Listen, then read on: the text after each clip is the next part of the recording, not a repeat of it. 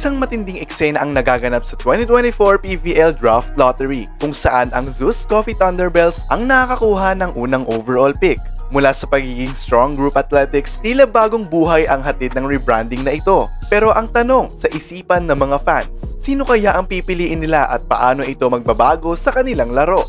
Ang Thunderbells na may pinakamalaking tsansa na makakuha ng top pick dahil sa kanilang 0-11 record sa All-Filipino Conference ay may 40% chance na manalo sa lottery at nangyari nga, secured na nila ang top pick.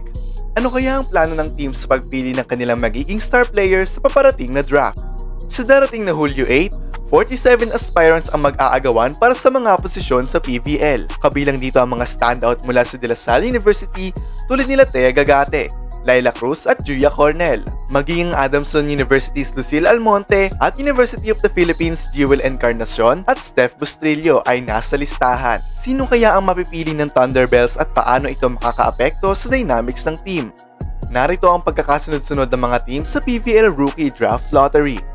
Zeus Coffee Thunderbells, Capital One Solar Spikers, Galleries Tower High Risers, Farm Fresh Foxies, NX LED Chameleons, Akari Chargers, Signal HD Spikers, PLDT High Speed Hitters, Cherry Tigo Crossovers, Petro Gas Angels, Choco Mucho Flying Titans, and Creamline Cool Smashers. Hindi rin papatalo ang Capital One Solar Spikers sa kanilang balak na mag-level up.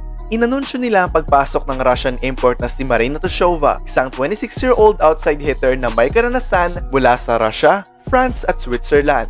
She has the Filipino fighting spirit that we're all looking for, and we hope can bring the excitement to the fans, sabi ng team owner Mandy Romero. Tiyak na malaking tulong ito para sa kanilang kampanya sa 2024 PVL Reinforced Conference. Matapos ang kanilang 1-10 record sa All-Filipino Conference, mukhang determinado ang Solar Spikers na bumawi kasama si Toshova at ang bagong dating veteran setter na si Iris Tolinada mula sa GS Caltech Seoul sa Korean V-League. Siguradong magiging mas matindi ang kanilang laro. Makakaya-kaya nila makaahon at makipagsabayan sa mga top teams ng PVL?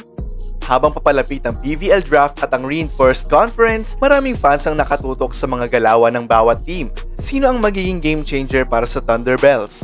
Paano magpe-perform si Toshova sa kanyang unang laro sa Pilipinas? At higit sa lahat, anong mga sorpresa pa ang dala ng bawat team para sa kanilang mga tagahanga? Tiyak na magiging mainit ang mga talakayan sa PVL community sa mga susunod na araw.